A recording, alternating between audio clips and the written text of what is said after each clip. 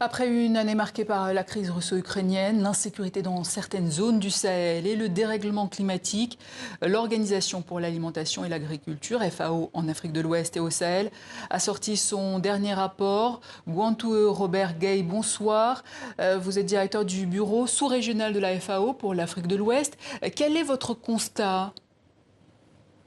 Oui, bonsoir. Je voudrais d'abord vous remercier pour nous avoir donné la possibilité de parler de la situation de la sécurité alimentaire dans notre sous-région, qui persiste depuis plusieurs années dans cette sous-région. Et ceci est dû à des causes structurelles, des causes aussi conjoncturelles. Et la FAO comprend parfaitement ces causes. D'abord, je parlerai de la sécurité, ce qui est lié à l'insécurité généralisée au niveau de la sous-région.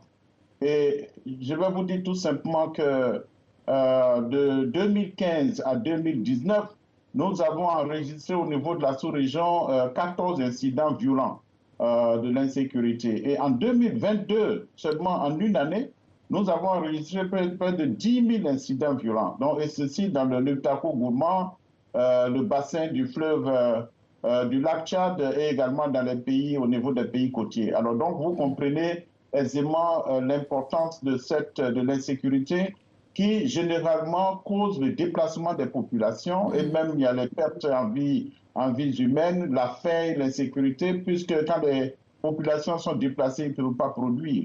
Alors, il y a l'insécurité, mais il y a aussi le dérèglement climatique et la crise russo-ukrainienne. En quoi la crise russo-ukrainienne a-t-elle un impact sur cette situation ?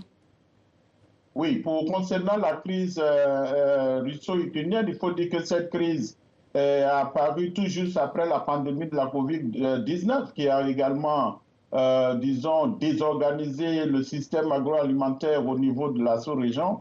Mais cette crise a intensifié les effets et donc les prix ont augmenté, les intrants sont devenus rares au niveau du marché. Et en Afrique de l'Ouest, le déficit en intrants agricoles a été estimé à peu près 1,2 à 1,5 million de tonnes en 2022, et ce qui est énorme. Il y a eu également l'inflation et tout ceci a causé, très récemment, nous avons fait une étude du cadre harmonisé et aujourd'hui, nous chiffrons près de 52 millions de personnes en situation d'insécurité alimentaire au niveau de la sous-région. Alors, quelle politique préconisez-vous de mettre en place pour améliorer l'agriculture dans la sous-région ? Alors, il faut reconnaître que globalement, au niveau de la sous-région, l'agriculture est encore moins productive. On a besoin vraiment de technologies améliorées, on a besoin d'innovation technologique. Ces technologies ont besoin d'être transférées chez les paysans.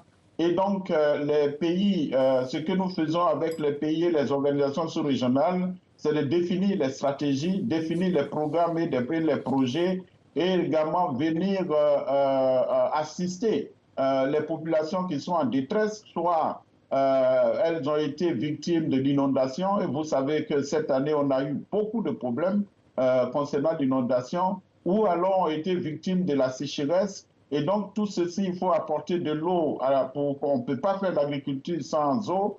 Alors, et donc tout ceci mis en place et mis ensemble, la FAO travaille vraiment de façon très serrée avec le gouvernement pour qu'on puisse venir à bout de ce problème d'insécurité et augmenter la capacité de production de l'agriculture qui doit être vraiment modernisée au niveau de la sous-région pour résoudre le problème. Gwantou Robert Gay, merci. Je rappelle que vous êtes directeur du bureau sous-régional de la FAO pour l'Afrique de l'Ouest.